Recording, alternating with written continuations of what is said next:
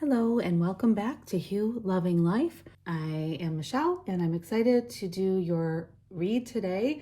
I'm using cards from the animals, plants, as well as angels and some Celtic proverbs. Take whatever resonates and leave the rest. If something feels like it's helpful to you in your life, that's the point, to get you to look within more deeply. And if anything triggers you into feeling something, then that is something that is a sign for you to pay attention to. We're going to start with the mistletoe, and that is a parasitic plant and it grows high on other trees. It is actually very sacred and it's called the all healer, and it indicates good end to whatever suffering and difficulties that you're going through. So it starts out saying that there might be difficulties, but that it's a positive end to that. The middle card says falsehood. Now that is the Celtic proverb, falsehood, the three doors by which falsehood enters. So pay attention because maybe you're getting some unreliable information. That's the first one. Perhaps someone is alluding to something that's not true. Perhaps someone is telling you something that is false, straight up false. And that is one way where doubt and worry comes into a person's mind. It also is saying evidence from a bad memory. So perhaps you had a really bad memory with someone else, and now you're putting those bad memories onto the others around you. So you're maybe not trusting people because you had this bad experience in the past. So consider that, as well as anger in stating the case. So people who display anger and have a lot of powerful emotion behind what they're saying in an angry way is also opening a door to falsehood. So someone might be angry, but that doesn't mean that what they're saying is actually true for you. Next animal that you have is the fox. And the fox is an incredibly intelligent, diplomatic energy, and it is associated with deviousness, slyness, or cunning. So is there someone that you're not trusting? Maybe pay attention. It also has the ability to know when to keep its head down or stay out of the limelight. Is there a situation in which you feel that you need to keep your head down instead of confronting or responding to it? Perhaps it's a signal to play dead and stay ahead. As one of my uncles used to say, play dead, stay ahead. Sometimes you might know the truth about something, but it's best to just put your head down and walk away and let people figure things out themselves, because you're putting your 2 cents in might not always serve you, and it might not be the right time for those to hear the message that you're wishing to help and share. How long will you let fear limit you is the angel question. Now, I pulled this card last week. How long will you let fear limit you? What if the obstacle is actually the path? So it is again pointing towards what I pulled last week.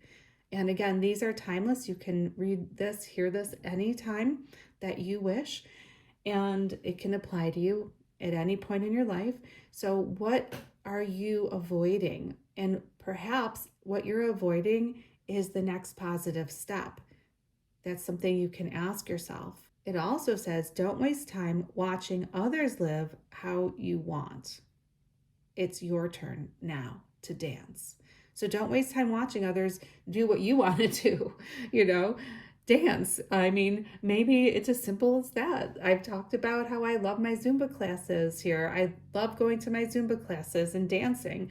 I used to watch it on YouTube and say, oh, that looks so cool. I wish I could do it. And now I'm doing it. So what is it that you would like to do, that you watch, you fantasize about, even in just your mind? You daydream about it. Maybe it's time for you to, go for it, even though you might feel fear.